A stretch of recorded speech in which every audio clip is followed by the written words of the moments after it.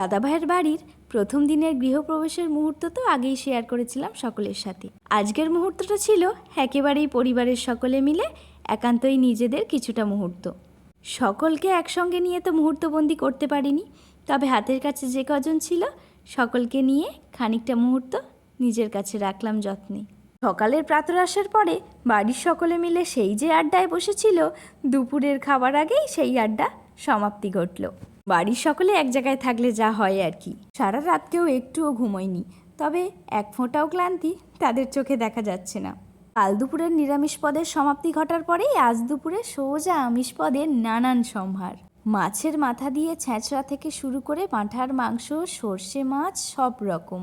এদিকে গল্প শেষ না হওয়ায় দুপুরের এই জমিয়ে খাবারের সাথে চলছিল দারুণ রকমের একটি আড্ডা। বিশেষ রকমের এক আবেগঘন মুহূর্ত দুদিন ধরে কাটানোর পরে আজ সকলের বাড়ি যাবার পালা।